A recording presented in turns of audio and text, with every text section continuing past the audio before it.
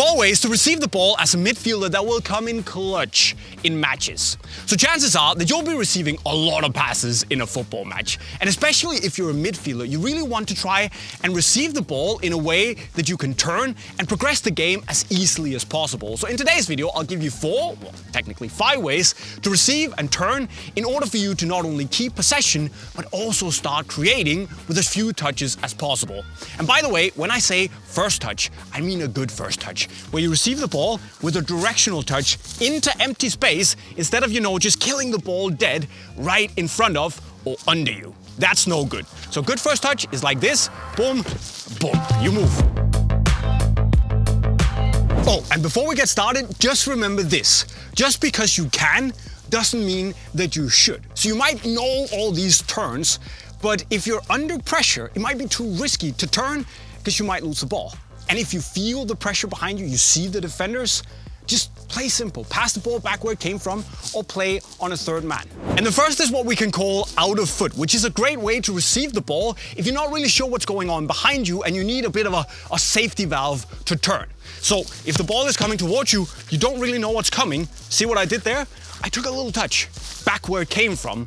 So basically, if I don't know if I can turn right away, getting the ball, taking that touch backwards to ensure that I still shield the ball with my body from if there's someone coming, that also means that I have time to then figure out, is there someone behind me? Is it safe to turn? Or do I need to keep going and pass the ball back? So by doing this little out of foot thing, where I come towards the ball, boom, boom, I take a touch, boom.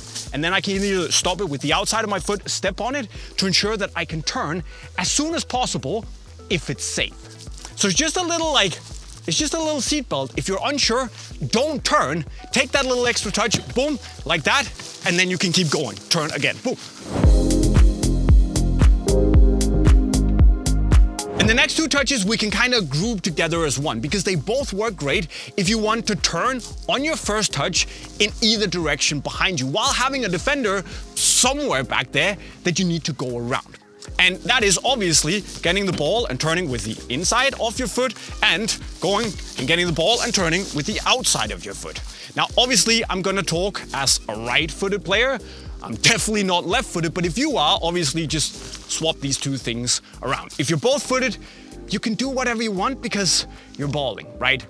But either way, these 2 turns are really great if you have that defender behind you and you want to turn and be, facing the right way. What's really important though is that as the ball is coming towards you, or even better, as you're running towards the ball holder, you start scanning. You gotta figure out where the defender is, because if the defender's over here, I should probably not make the inside foot turn because I'm gonna run right into him. So I should probably look to use the outside of my foot and turn that way. Same way, if he or she is over there, I should probably go that way, right? So that's just to say scanning here is important. Understanding where the empty space behind you is so you can use either of those 2 turns. What's also important is that when you actually receive the ball just before the turn, that you're on your toes, because that means that you're a little bit more agile. And you can see here, if I'm flat-footed, getting the ball and turning, it's not that easy. While I'm on my toes, boom, like that. I have that little bit of extra spring to get away from the defender. And finally, if you have time, and only if you have time, if you can throw in a little body feint in the opposite direction of where you want to go, that might fool the defender, giving you a split second or 2 extra in that open space before they can recover and start coming after you. And then there is a turn which is great if you've done your due diligence and you know there is a little bit of empty space behind you. Now what you want to do here is what we can call the half turn, which is something you can use to basically turn around as quickly as possible and face the right way. That's what you want to do if you want to progress the game. You don't want to, just fiddle around with the ball here without being able to see what's going on behind you. No, get the ball and turn. If you can, of course. Now, the half turn kind of defies everything I said about the good first touch, because what you do is you come down, you stop the ball, and then you can go, right? See what I did there? I stopped the ball dead right under me, which is not what you want to do, but I only did that so I could transition into putting weight on my standing foot, turning around, and then taking a directional touch in the direction I actually wanted to go right away. So I did a bad touch to do a good touch right after, so to speak. And the reason this is good is that however you do it, if you stop it with the inside of your foot or you come down, you do like that, step on it with the sole if you're a baller, is that you basically have it under control. You turn around, and then if the defender starts coming at you, you just take a touch around them. It's that easy. So if there is space and time, whoop, whoop, whoop, you look up, half turn, and then you go.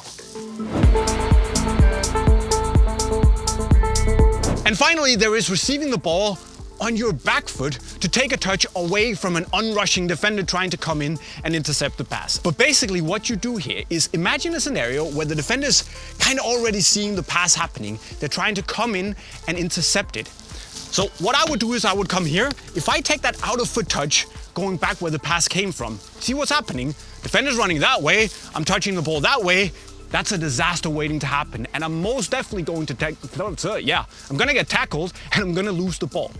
But instead, if I get the pass and I let it run, boom, and I take the ball out there with my first touch. That means that the defender now has momentum this way. I'm touching the ball that way, which means that they will then have to slow down, turn, and then accelerate after me. And that's gonna take way too long because I'm gone with that first directional touch. Now the challenge here, of course, is to ensure that the ball has enough pace to ensure that the defender doesn't actually reach it, intercept it, and that it's okay for me to let it roll across the body and take the touch and not need it. And that's something that only comes with playing a lot, receiving a lot of passes, and basically having experience. But what you can do is find a defender and then bounce the ball back off something to see, this pass would definitely get intercepted. I would have to run towards that and take a touch away. Now this pass, much better, because I can just do that, right? So the technique here is, as you receive the pass, I put my foot down, I then make a small jump, whoop, and I take that, the softest touch. I push it a little bit out to the side just to use that momentum that the ball already has to just take that touch away. And what you just also need to remember is that if the pass is not very hard, you have to run towards it. What should you do? Well, you can't go that way, the defender's there. This, you can try and do that, but you can also just do this. Boom, boom, boom. But that's for another video.